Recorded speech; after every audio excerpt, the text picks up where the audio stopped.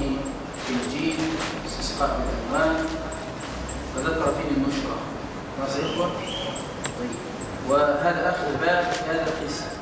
هذا آخر باب في هذا القسم، وباب الأعمال الشيطانية. من الأعمال الشيطانية الاستسقاء بالأنواع. ما معنى الاستسقاء يا إخوة؟ إحنا بالأمس الاستسقاء ورد بالسقيا، زي الاستغفار ورد بالإيه؟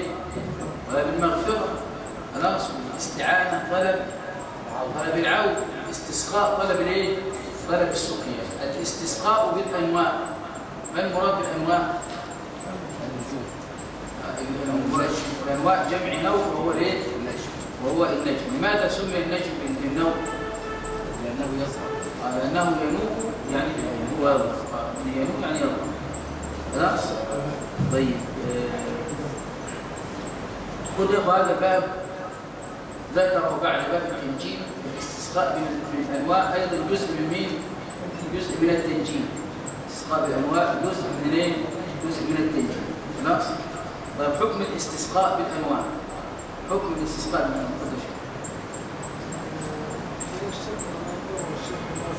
وإذا اعتقد أن النجم هو الايه؟ هو الفاعل بنفسه، أن النجم هو الموجب للمطر، يبقى أقول لك إن هو بيستسقي بالأنواع، أقول لك المطر هو إيه؟ هو الذي ينزل النجم، هو الذي ينزل المطر. هذا حكمه إيه؟ شرك أكبر. في الربوبية ولا في الألوهية؟ في الربوبية. قال لجعل خالق مع الله عز وجل، قال من النجم هو الذي ينزل المطر بنفسه، لكن بيخلق مع مين؟ مع الله تبارك وتعالى. ربنا قال هل من خالق غير الله؟ سبب النفي. خلاص. يعني لا خالق الا الله عز وجل. طيب، هذا الاخوه في الله. الامر الثاني يعني الامر الثاني ان يعتقد انها لا تخلق المطر، ولكن هو بيدعو النجم، يقول يا نوء اسقني. يا نوء يعني يا نجم اسقني. حكم هذا الامر اخوه الشباب ولا اشمل الفلول هي لماذا؟ استغاث بغير الله فيما لا يقدر عليه الله. استغاثة دعاء غير الله فيما لا يقدر عليه الا الله. ده شرك اكبر في باب الايه؟ في باب الالوهيه. خلاص. طيب، الامر الثالث ولا شيء. نسبة السبيل يجعل الله يجعل هي السبب، ولكن الفعل هو الله. جزاكم الله خير. يعتقد انها سبب، وان الفاعل هو الله تبارك وتعالى، وان ربنا هو اللي بينزل المطر، لكن هي سبب. خلاص. هذا الحكم بانه ايه؟ بانه شرك اصلا. خلاص. في امر رابع. ما هو؟ ولا شيء. هو انها تعلم الغيب. نسبة إخبار بالغيب. نسبة إخبار بالغيب. يقول لما طلع النجم هذا في السماء هتطلع عشان ظهر النجم ايه؟ النجم الفلاني. هو بيعتقد ان هو ايه؟ انها بيعلم بها الغيب، انها نسبة للإخبار بالايه؟ الغيب. وهذا شرك ايه؟ قلنا لأن ادعاء معرفة الغيب هذا حكم بأنه شرك أكبر، يعني ما فيش خلاف فيه. يقول لك والله عرفت الحصى، عرفت الودع، عرفت الفنجان، هشوف لك الكف، هذا كله شرك أكبر. خلاص. لماذا؟ لأنه لا يعلم الغيب إلا مين؟ إلا الله عز وجل. لا يعلم من في السماوات والأرض الغيب إلا الله. خلاص يا إخوة؟ طب ما الحكم لو قال أن النجم سبب في نزول المطر بإذن الله تعالى؟ لو قال أن النجم سبب في نزول المطر بإذن الله تعالى، أيها الشيخ. شرك ايه؟ شرك أصغر. ماشي. خلاص. لأنه بالنسبة إليه السببية. طب قوله بإذن الله من هذا لا يغير الحكم أساسا.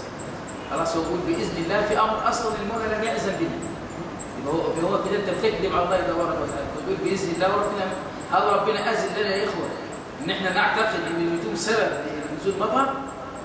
وربنا قال لنا إن النجوم دي ثلاث أشياء. خلاص. ما هي؟ زينة للسماء، رجوما للشياطين، علامات يهتدى بها. لكن ما لهاش دخل بنزول المطر ولا عدم نزول المطر. ما النجوم ليس لها شيء دخل بهذه الامور. خلاص يا اخوان. ده بعض الناس يقول لك والله ده يجي فلان يقول والله ده بركاتك حدث فبينزل المطر، ده وشك خير على الدوم اللي مش عارف دي بركات فلان. هذا كنا القول بحكمه ايه؟ الانسان ان يكذب. طيب بعد كده الشيخ ذكر آية وقول الله تبارك وتعالى وتجعلون رزقكم أنكم تكذبون. قلنا تجعلون الضمير يعود على مين؟ على المشركين. خلاص؟ طب موضع الشاهد قلنا فيه تجعلون رزقكم. خلاص قلنا السلف اختلفوا في تفسير رزقكم. مراد بالرزق ايه؟ كده مراد بها الشكر. تجعلون شكركم أنكم تكذبون. الأمر الثاني إن في محذوف وتجعلون شكر رزقكم أنكم تكذبون. الأمر الثالث حظكم وتجعلون حظكم أنكم تكذبون. يبقى وتجعلون رزقكم. الرزق لها كم تفسير للسلف؟ ثلاثة. التفسير الأول وما روى علي بن أبي طالب مرفوعا إلى النبي صلى الله عليه وسلم قال لك رزقكم الرزق معنى الشكر وتجعلون شكركم أنكم تكذبون. وقالوا إن في محذوف كلمة الشكر وتجعلون شكر رزقكم أنكم تكذبون وتجعلون حظكم أنكم تكذبون. خلاص الرزق هنا قلنا المراد به الايه؟ المراد به المطر. والتكذيب في الآية يقصد به ايه؟ نسبة النوء إلى مين؟ إلى المطر. خلاص؟ نسبة النوء إلى مين؟ إلى المطر. خلاص الشاهد قول المولى تبارك وتعالى طبعا يزم من ينسب المطر إلى النجوم. خلاص؟ يعني إما أنكم تنسبون هذا العطاء اللي هو ربنا نسبه لكم إلى النجم. في العطاء اللي من رب نزل عليه المطر تنسب هذا الأمر الذي أنزله الله عليه تنسبه لمين؟ تنسبه لغيره وهو مين؟ وهو النجم. خلاص يا إخوة؟ بعد ذلك ذكر الشيخ حديث قال وعن أبي مالك الأشعري رضي الله عنه أن رسول الله صلى الله عليه وسلم قال 4 في أمتي من أمر الجاهلية لا يتركونهن الفخر بالأحساب والطعن بالأنساب والاستسقاء بالنجوم والنياحة على الميت. وقال النائحة إذا لم تتب قبل موتها تقام يوم القيامة وعليها سربال من قطران ودرع من جراب. خلاص يا إخوة 4 في أمتي. قلنا هل العدد له مفهوم؟ والأربعة في أمتي من أمور الجاهلية. هل يا أخوان أمور الجاهلية هذه الأمور 4 فقط؟ ولا تبرجن تبرج الجاهلية. التبرج هذا من أمور الجاهلية. الرسول لما في أمور كثيرة خلاص ذكر حديث كثيرة في أمور الايه؟ أمور الجاهلية. خلاص؟ طيب هل يا إخوة المراد هنا عايز بس الشيخ بس نحاول نفهم يعني من عرفة لما نقول إن هذا أمر من أمور الجاهلية هل هذا يا إخوة يقتضي إن هذا الأمر شرك بالله عز وجل؟ لما نقول ده أمر من أمور الجاهلية هل يقتضي هذا الأمر كفر؟ أو مثلا سؤال ده هل هناك خلاص ارتباط بين الوصف الجاهلية والكفر المخرج من الملة؟ خلاص؟ ليه لا؟ يقول لا يقول لا ليه؟ قول أبو محمد الإنسان مش كفر ولا الثاني هو بتاع الإنسان مش كفر مثلا والتبرج مش كفر ومع ذلك المفروض جزاكم الله خير. تمام. اتفضل. وبالنسبه للاحاديث النبي صلى الله عليه وسلم لما الصحابه سيدنا الله الصوت فيها السوداء فالنبي صلى الله عليه وسلم هناك فيك جاهليه لكن لو فيك جاهليه يبقى ما كفروش يعني لم يطلب منه الكفار او يطلب منه حتى الاستسلام هناك يكون فيك جاهليه. جزاكم الله خير. تمام. وقول المولى تبارك ولا تبرجن تبرج الجاهليه هل متبرجين بكافره؟ وفي امر يا اخوه شوف برضه يدل على ذلك الامام البخاري في كتابه صحيح البخاري اخواننا تبويب صحيح البخاري هذا تبويب عجيب. تجد الشيخ اللي هو باب كده خلاص يعني تعرف هو بالباب ده لامر معين. في كتاب الايمان قال باب خلاص ما جاء ان المعاصي من امر الجاهليه ولكن كل المعاصي دي من امور الجاهليه. خلاص وذكر مين حديث مين؟ حديث ابو ذر انك امرؤ فيك جاهليه. خلاص يا اخوه انك امرؤ فيك ايه؟ جاهليه. خلاص يعني لان بعض الناس للاسف الشديد في هذا الزمان قال لك احنا عايشين في مجتمع جاهلي وعمل كتاب سماه جاهليه القرن العشرين. ومجتمع جاهلي ليه؟ ليه مجتمع جاهلي؟ مجتمع فيه بعض امور الجاهليه لكن مش مجتمع جاهلي. ليس مجتمعا جاهليا. خلاص، هو بيقول لك مجتمع جاهلي أنا بيحكم بغير ما أنزل الله. طب احنا مالنا بنحكم بغير ما أنزل الله؟ احنا بنقيم الصلوات، بنأذن، بنصلي، نعبد الله تبارك وتعالى، وانت في بيتك بتطبق شرع الله عز وجل. مين اللي قال لك ان انت مش جاهلي كده؟ قام فيه الصلوات، تؤدى في المساجد، ويرفع الأذان، تقول لي ده مجتمع كله جاهلي؟ لا فرق يا اخوانا، لابد لازم عشان تفهم برضه ايه هذه المصطلحات. خلاص، يبقى فيك جاهليه، خلاص في المجتمع فيه جاهليه، بعض الامور جاهليه، لكن مش مجتمع جاهلي، مش مجتمع كافر مشرك بالله عز وجل. خلاص يا اخوان، قلنا العدد لا مفهوم له. قال 4 في امتي، وقلنا احنا الامه امه الدعوه، وفي امه الاجابه. امه الدعوه كل من بلغته دعوه النبي. خلاص، يعني كل المشركين دلوقتي النصارى امه اجابه ولا امه دعوه؟ أمة الدعوة وأمة الإجابة، وكل من استجاب للآمن بالنبي صلى الله عليه وسلم. الرسول يقول 4 في أمتي. أمتي أمة الدعوة وأمة الإجابة. أمة الإجابة، أمة الدعوة أساسا فيها الجاهلية كلها. خلاص، يبقى أمة الدعوة خلاص الآن في أمتي. خلاص، من أمور الجاهلية. الجاهلية قلنا اسم يعني كل ما يخالف الشرع، كل ما يخالف الشرع، كل ما يقول لك الديمقراطيه دي حاجه حديثه، ما كانش يا ابو جهل وابو سفيان كان عندهم، وابو لهب كان عندهم جاهليه، عندهم ديمقراطيه، كان عندهم ايش عندهم ديمقراطيه. خلاص، فاحنا طبعا ده يقول لك هنا ولا ده مش امور جاهليه، لا كل ما يخالف الشرع بيسمى امور ايه؟ امور جاهليه. خلاص يا اخوان، يعني هو الديمقراطيه تعريفها ايه؟ ديمقراطيس.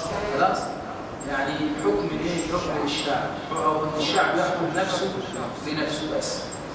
يعني الديمقراطيه دي معناها كده باصطلاح كده ان الحكم الا للشعب.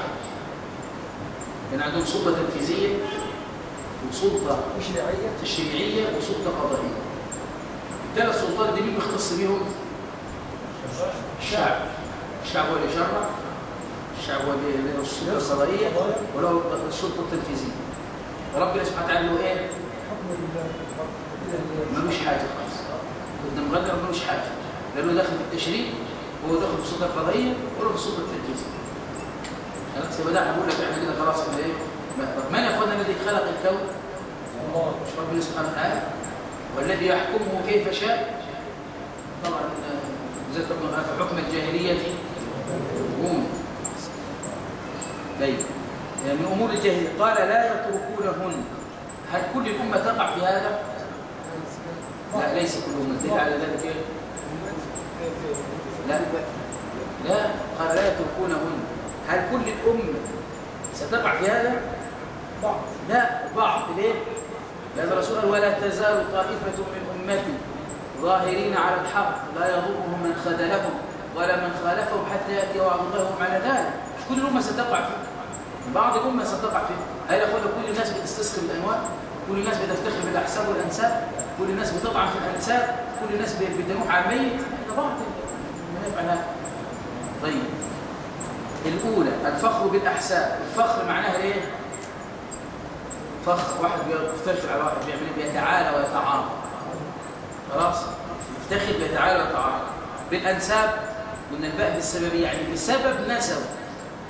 يفتخر بسبب مين؟ نسب. هو طبعا من عيله يعني ما يعني مثلا اولاد ايه؟ اولاد 9 والباقيين اولاد كام؟ مش 7. هو طبعا يفتخر بكده، وجدته كان فلان وعمه كان فلان وقريبه كان يجي وفلان. هذا يا اخوان هذا من امور مين؟ من امور الجاهليه. لماذا الفخر بالاحساب من امور الجاهليه؟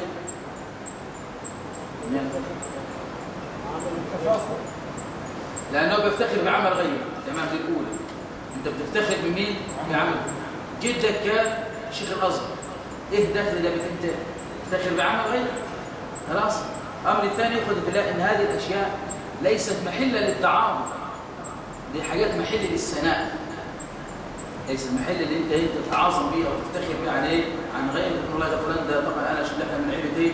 وبعدين بعض العائلات يقول لك والله احنا لا نزوج ابنتنا الا من ايه؟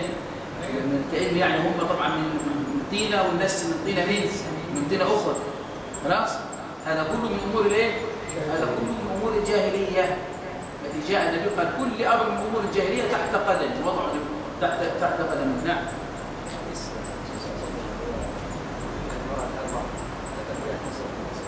لا فضل الرسول يقول تنكح المرأة لأربع: أخ بيسأل لجمالها ومالها والحسنها والمدينة. فالرسول يقول إن اختيارات الناس بتتزوج على هذه الأمور الثلاثة أربعة. الناس لما بتختار على مين؟ على أساس هذه الأمور. أول حاجة الجمال، طبعا هذا المشاهد. خلاص؟ الأمر الثاني المال. الأمر الثالث الحسن. آخر حاجة الدين. الرسول اختار لك إيه؟ ما قالش بصفر بذات الجمال ولا بذات الحسن ولا بذات المال، قال لك فاظفر بذات الدين. خلاص؟ يبقى لك تصفر بمين؟ بذات الدين. يبقى اختيار النبي لك ما اختار لك إيه؟ دين. اختار لك ذات الدين. يعني إن لم تأخذ ذات الدين هتندم. خلاص؟ لكن ذات الدين جميلة، ذات الدين جميلة وذات حسن، ذات الدين جميلة وذات مال، لكن المرد الأول لمين؟ للدين. هذا لا تفرط فيه أبدا. هذا اختيارك لا تفرط فيه أبدا. خلاص؟ بعد كده تفرط وبعدين طبعا من ذات الدين هذه عندما طبعا زوجها يغضب منها لا يمكن يبيت هو غضبان. خلاص؟ يعني طبعا تلعنها الملائكة. خلاص؟ بس هذا عندها دي تحافظ على علم، تحافظ على مال، تحافظ على أولاد، تتقي الله عز وجل فيه. لا تتقي الله تخاف من الله تبارك وتعالى. لكن الأخرى وذلك هو كل من يختار الجمال هذا الجمال خلاص أرضي مجرد ما تخلف مرة واثنين وثلاثة. خلاص؟ المال ظل زائد. تاخذ عشان ابوها بكره تلاقي فرصه فلست تلاقي قاعد كده باع الحد ده كمان حتى مفيش حد هذا الحديث. بعد كده زاد الحسد والنسب ما في فرق بهذا الامر. خلاص؟ هتروح طبعا انت عشان اذا الحسد ونسب يزيدوك عشان خاطر تروح تزعلها ولا بص خليكي هنا لغايه ما يعرف ستي بس عشان ايه؟ نربيه عشان يعرف ما يزعلهاش ثاني. حسد. لكن زاد الدين هذا طبعا الدين طبعا ده القليل من الشباب بيبحث عن ذلك. بنبحث وهي فتنه. بس المشكله ان احنا الشباب طبعا ايه؟ نسال الله العفو والعافيه. لا والد الزوجه بيسال يرفع الدين ولا وزير حتى بالنسبه للزوج اذا جاءكم من ترضون دينه فخذوا. خلاص؟ بالنسبه للزوج والزوجه دين فقط. ما قالش اذا جاءكم من ترضون الشقه بتاعته ولا المرتب. اول ما يسال يقول له عن شقه ايجار جديد ولا ايجار ولا تمليك؟ ايجار جديد ولا قديم؟ في اي مكان؟ طب مرتبك قد ايه؟ وتصلي الفجر. علاقتك ايه بوالديك؟ هو اصلا غير بار بوالديه، هيكون صالح مع ابنته. وزي قالوا من زوج ابنته الى مبتدئ فقد قطع رحمه. خلاص قطع ايه؟ قطع رحمه. طيب بعد كده يا اخوه الامر الثاني الطعن بالانساب.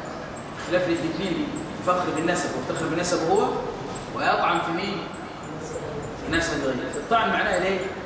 العيب والتنقيص. يعيب في النسب فلان ينتقص منه، فلان ده من عائله وضيعه، فلان دول اصل دول كان بيعمل كذا، دول اصل يعني زي يا اخو احنا من هذه الامور. موضوع بعض الناس بعض المهن يعتبروها مهن حقيره. ولا ده ابوك شغال مش عارف. هل هذه المهنه يا اخي ان كان بياكل من الحلال ما العيب فيها؟ ما العيب في هذا الامر؟ لكن طبعا هذا برضه من الامور يعني كل ده امور موروثات من موروثات الجاهليه. الاسلام لغى هذه الامور. سلمان ده من بلاد فارس. الرسول قال سلمان منا اهل البيت. شوف ابو لهب وعم النبي صلى الله عليه وسلم ربنا ان تبت يد ابي لهب وتب. وبلال من الحبشه. وعمر كان اذا راح قال بلال سيدنا واعتقه سيدنا. عن بلال من الحبشه. خلاص؟ فما في اخوه في الاسلام هذه الايه؟ لذلك إن أكرمكم عند الله التقوى بس. بس طبعا انتوا الحمد لله في يعني الامور هنا في القاهره غير من المدن. عندنا اقول لك ده يجيب لك الجاد. الجاد طبعا ده ايه؟ الجاد يعني اسماء العائله يعني. يقول لك فلان اصلا ده جده ال50. جده ال50 كان نصراني. فلان جده مش عارف كذا كان شيء، جده كان هذا كان وضيع. نعم مش كده. يعني جده ال50 النصراني واسلم. طب هو بكر الصديق اللي اسلم كان مشرك، وعمر بن الخطاب كان مشرك واسلم. بدعي له الناس فاضيه. هذه منقصه يعني منه. طبعا اقول لك ما لهم شغل الا هذه الامور. طيب كيف الاجابه على قول النبي انا ابن عبد المطلب؟ انا النبي لا كذب، انا ابن عبد المطلب. مش الافتخار بالحسن. انا النبي لا كذب، انا ابن عبد المطلب. انا مش هذا افتخار حسب النسب عام عنه. هذا كان للتعريف. للتعريف ليس افتخار، بيعرف بنفسه. الامر الثاني ولا في الحروب انه كان في قتال. خلاص في غزوه مين؟ في غزوه حنين. لذلك الرسول صلى الله عليه وسلم في موضع ما يجوز في الحرب لا يجوز في غيره. لما ابو دجان سمعت من خرج مسك السيف واخذ يتبختر به، الرسول قال هذه مش يرفضها الله الا في هذا الموضع. طيب بعد كده يقرأ قال الأمر الثالث الاستسقاء بالنجوم. الاستسقاء هنا طلب الايه؟ السقي. النجوم طبعا معروفة. خلاص؟ طيب هنا الاستسقاء بالنجوم، هل المراد به يا اخوان الشرك الأصغر ولا الأكبر؟ شرك أكبر. هل الشرك هنا أكبر ولا أصغر اللي يقصد النبي في هذا الحديث؟ شرك أصغر. أصغر ليه؟ لأنه قال في أمتي. لأنه قال في أمتي، قال 4 في أمتي. لكن لو قلنا شرك أكبر ما نقولش في أمتي، هذا مخرج من الملة أصلا. خلاص قال في أمتي. المراد بالشرك ليه؟ أصغر يعني الذي يعتقد أنها سنة. خلاص؟ طيب بعد الأمر الرابع قال النياحة على الميت. النياحة على الميت 4 من أمور الجاهلية: فخر بالأحساب، طعن بالأنساب، استسقاء بالنجوم، النياحة على الميت.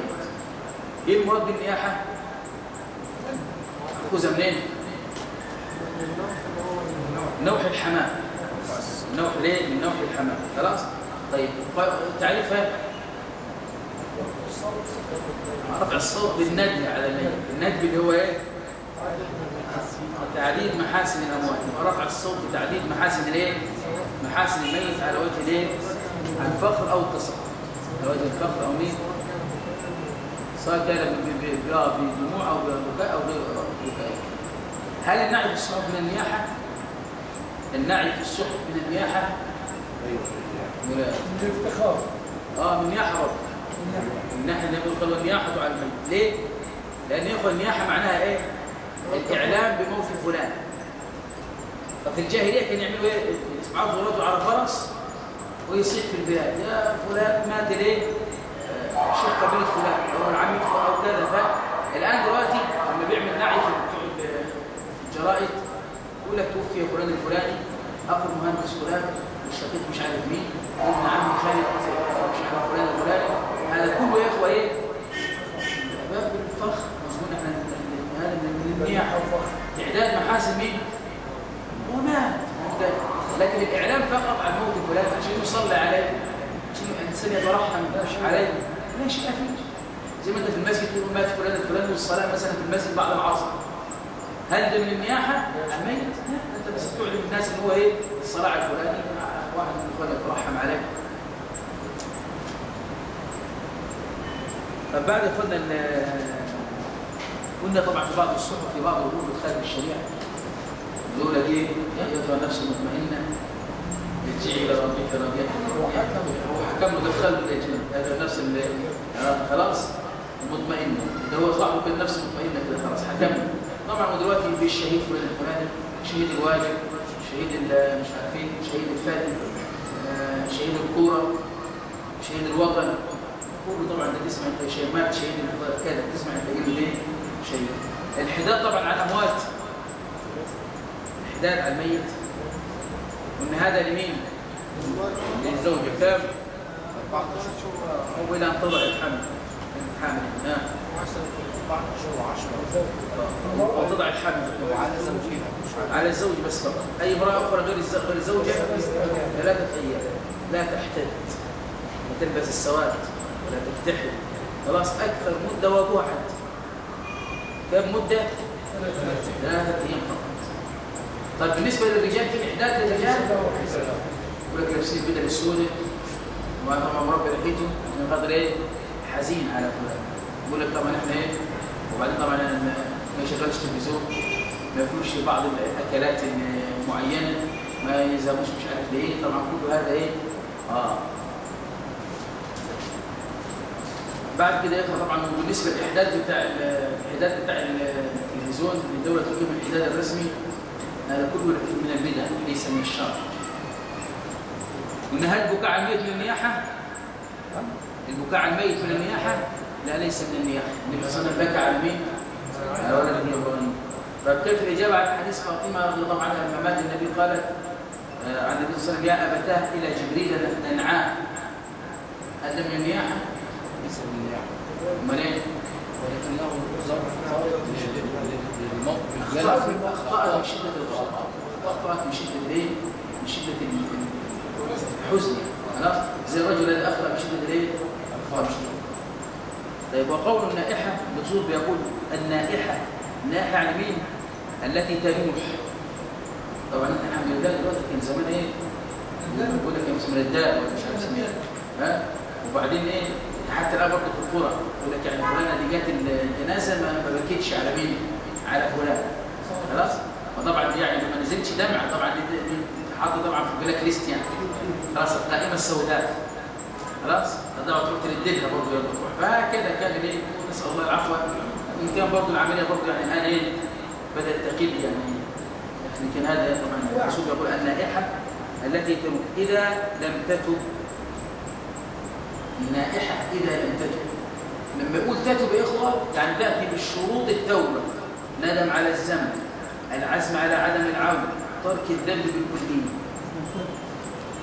دي التوبه، لازم تندم على الفعل اللي هتعمله، خلاص، تعزم على الا تعود للندم ده ابدا، ترك الذنب بالكليه. قال النائحه اذا لم تتب، شرط لابد من التوبه قبل موتها. لماذا قال قبل موتها؟ لان ده وقت قبول التوبه. طب امتى قبل الموت؟ قبل ان تصل الروح لمين؟ الى الحلقوم.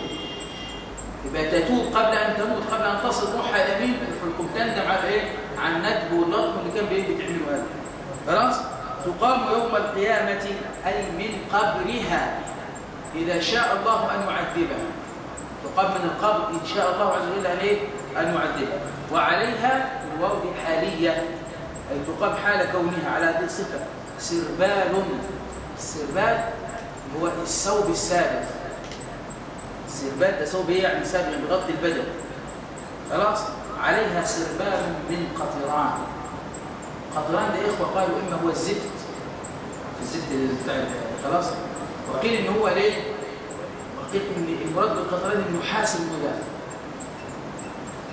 قال يوم القيامه عليها سربال من قطران، ثوب كده لابسه كامل كده منين؟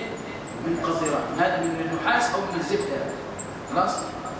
سربال من قطران يعني تلبس محاسا او قطرانا، خلاص، ويكون لها كالثوب غطي البدن يعني.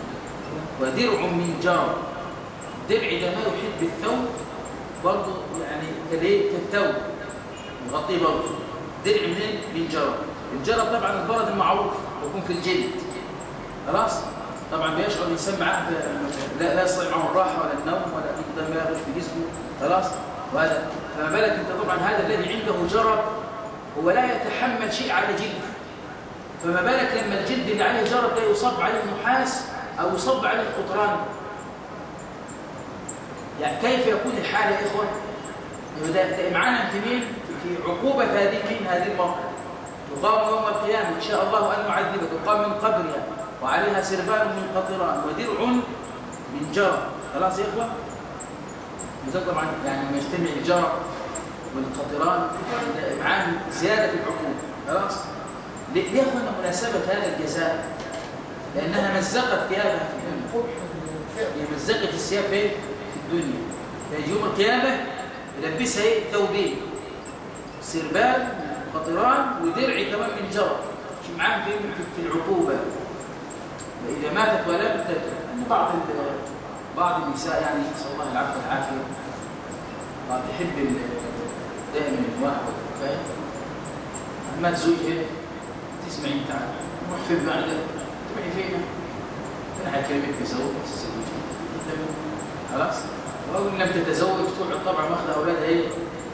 طبعا يعني كل يوم ما بقول لك في بعض النساء كده نسأل الله العفو والعافية والله إذا أبوكم دق المسمار خلاص تقعد تبكي وبعد كده هو اللي ركب الأنبوبة دي خلاص وده هو اللي مش عارف عمل لنا الباب ده وهو مش عارف اللي جاب كذا وهو تقعد طبعا هذا يتنافى مع عقيدة الصبر القضاء والقدر. المسلم يبقى دائما يسلم بقضاء الله تبارك وتعالى.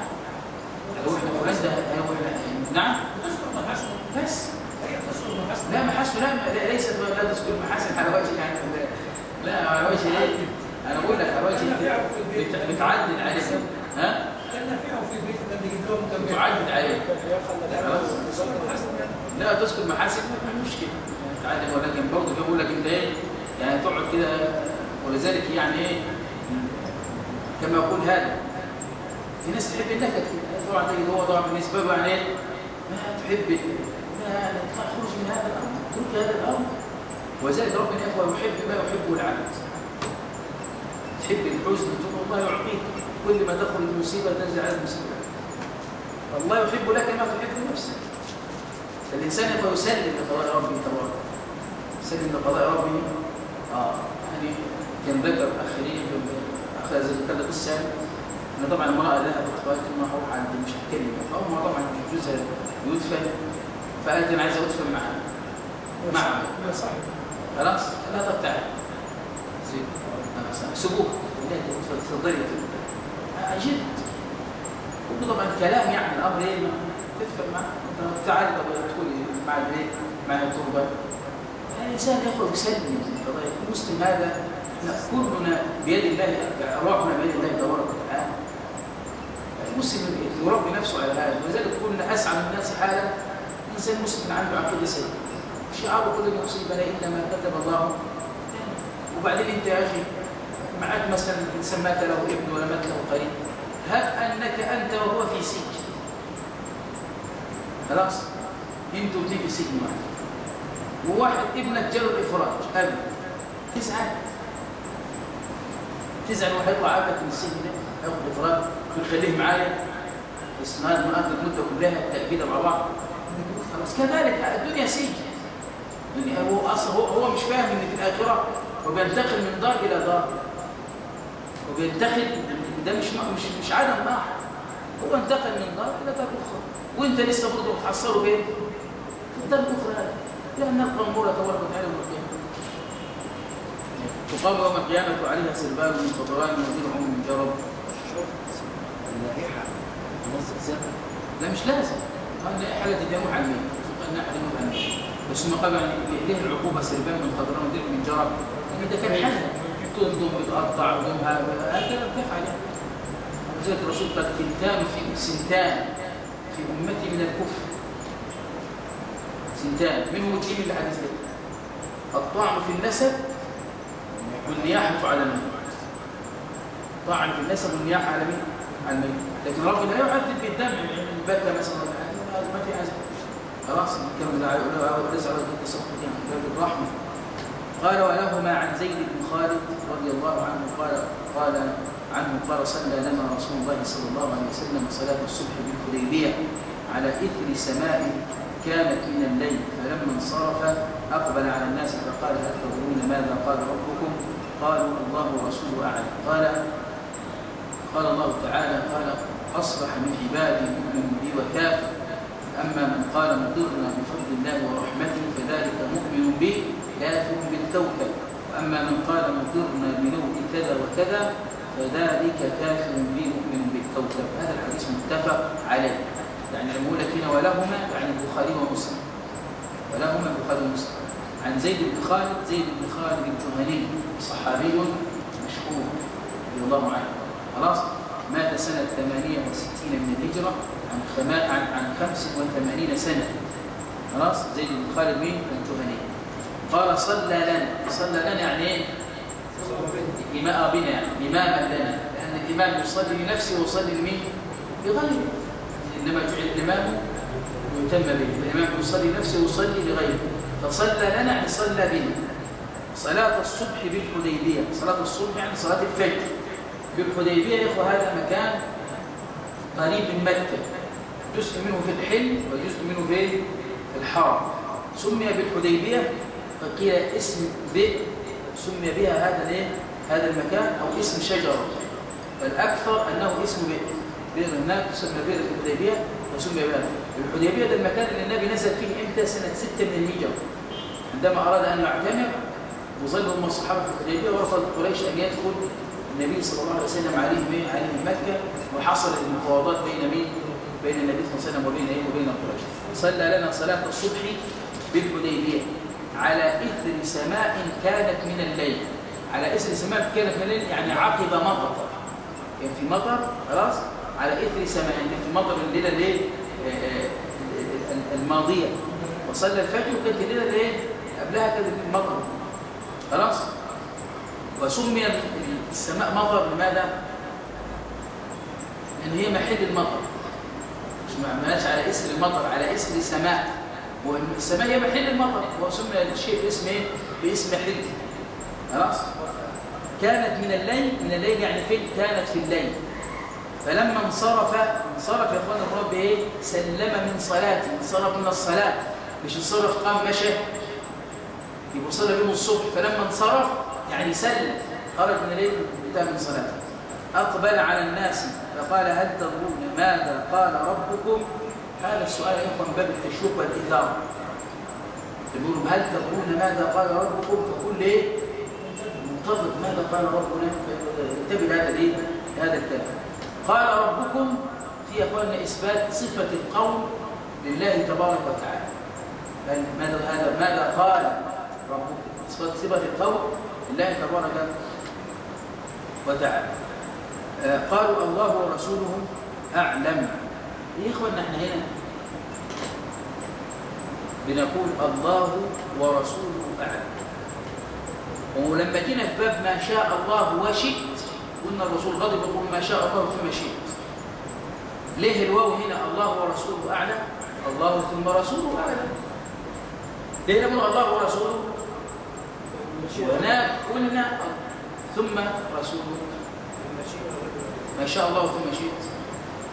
اللي عارف يقول يرفع يده قول عمو. طب وعلم الله تبارك وتعالى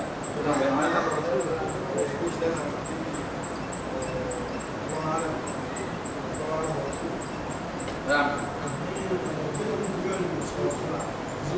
ممكن يعلم رسول. نعم حد ثاني مع سؤال ثاني؟ إجابة ما شاء الله ثم شئ حتى لا يقع في الشرك ثم شئ. الله ما شاء الله وشئ الله ورسوله. الله عز وجل ينزل الكتاب ويعلم رسوله عن طريق جبريل. الله ورسوله اعلم. أن الرسول يعلم عن طريق جبريل ما يريده الله عز وجل. بس احنا كده لازم قول يا اخوان.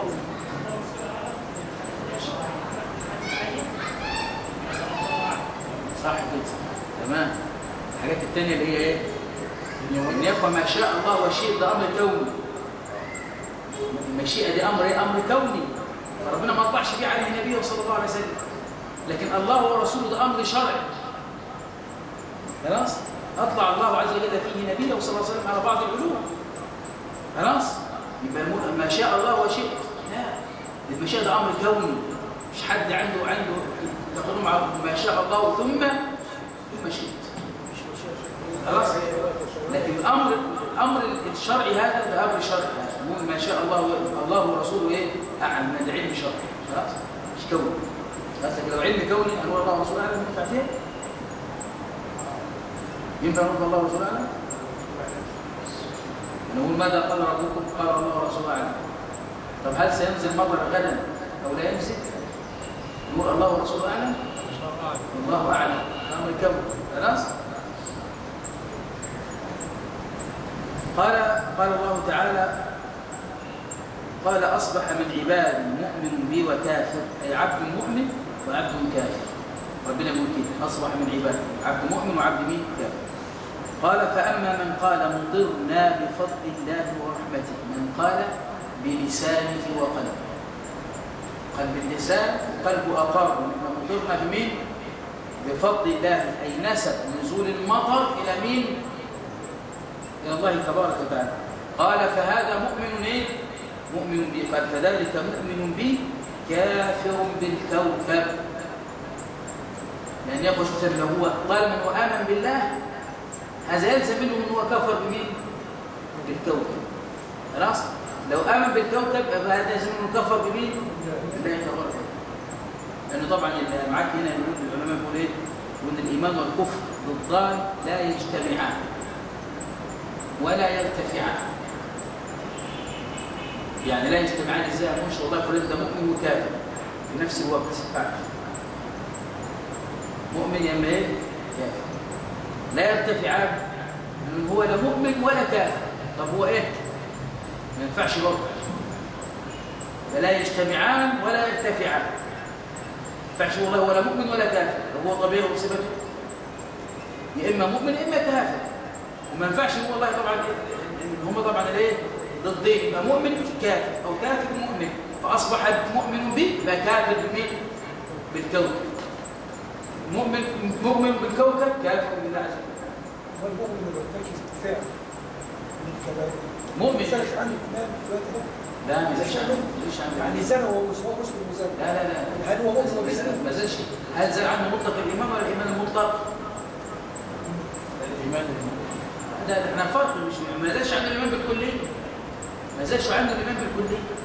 خلاص. وزي ما محمود مرتكب الكبيره هو مؤمن بايمانه فاسق بكبيرته. متكبر ما شفناش عنده نفس الايمان خالص. لو زي نفس الايمان يبقى كافر. ما فيش كفر ضد الضيق. كفر الايمان ما ينفعش. هما يجتمعوا الاثنين. والله هو مؤمن وكافر في نفس التوقيت. ما ينفعش كده. هل على سبب مش على سبب هل على ده وهكذا. هذا هذه ثانية هو مؤمن أو هو مؤمن. لا يا أخي لا، هذا مراد. احنا بنجمع الأحاديث. نجمع الأحاديث. هذا لا يدخل الجنة. خلاص. وجه حديث أبو ذر وإن زلنا وإن سرقنا ولرغم أنف أبي ذر. خلاص. هذا لا يدخل الجنة. خلاص. بنقول هذا طبعا الأمر إيه؟ نقول أهل السنة بيجمعوا الأحاديث. فبنقول لا يمكن الإيمان والكفر يجتمعون مع بعض. لا يمكن. والله في هذا الوقت الإيمان اللي مؤمن أو كافر ما يجتمعوش الاثنين مع بعض. طيب كافر بالكوكب، هل هو يا اخوانا كافر بتأثيره وسببيته أم وجوده؟ لا هذا بس تأثير وسبب. تأثير وسببيته لكن ليس وجوده. تأثير والسبب. كافر بالايه؟ مؤمن به. كافر بالكوكب. كافر بالكوكب بوجود الكوكب؟ لا عارف الكوكب موجود لكن التأثير والسبب. خلاص. طيب بعد كده يا اخوان قال واما من قال مطرنا بنوع كذا وكذا. الباء طبعا في نوع السببيه والرجاليه. بنوع بنجم. النجم طبعا يكون ايه؟ موجة للمطر او سبب فيها. فذلك كافر به. فذلك كافر به. من قال مطرنا بنوع كذا فقال ذلك كافر به. كافر به اكبر ولا اصغر؟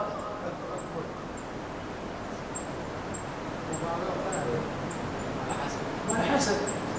تمام كده. على حسب. هو لو اعتقد ان هو سبب اصغر. اعتقد ان هو موجد بنفسه بينزل المطر او هو بيدعوه او اكبر. كافر به. اكبر ولا اصغر؟ يقولوا فيها تفصيل. هو لو بيعتقد ان هو سبب اصغر. لو بيعتقد ان هو الموجد اكبر. زي التفصيلات اللي احنا قلناها 4 أقسام.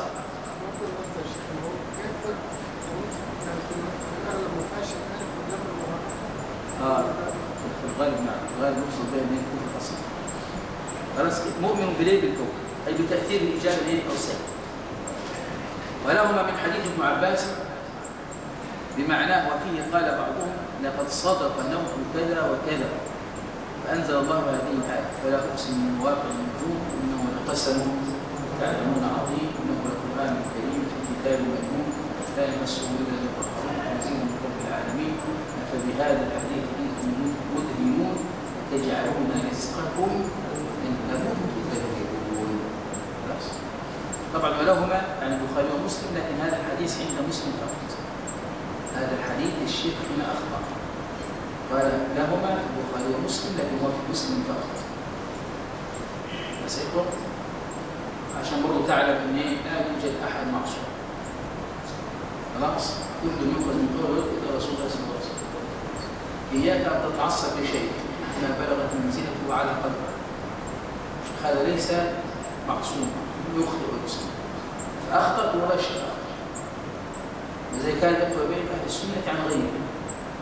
السنه لا نعبد اشخاصا ولا نقدس اشخاصا. مش الله شيخ الاسلام جميعا يقول ولا ابن القيم ولا الباني ولا تيميه ولا اي احد يقول يخطئ. بس كله ايه؟ خلاص قال بعضهم لقد صدق نوع كذا وكذا، يعني لما نزل المطر وقال بعضهم يعني هم اختلفوا فيه فمنهم من نسب المطر الى رحمه الله عز وجل وبعضهم قال لقد صدق نوع صدق نجم كذا وكذا. لما نزل مين؟ لما نزل المطر خلاص فكأنه جعل النوع هو الذي انزل المطر فانزل الله فلا اقسم بمواقع النجوم انه لقسم لو تعلمون عظيم انه لقران كريم في كتاب مكنون خلاص لا يمسه الا المطهرون تنزيل من رب العالمين فبهذا الحديث انتم مدهنون وتجعلون رزقكم حظكم انكم تكذبون. تجعل هذا الامر الله ولما فسرنا هذه الايه في بدايه هذا الباب ان شاء الله باذن الله تبارك وتعالى في هذا القدر نكمل ان شاء الله الاسبوع القادم المسائل فقط واجب.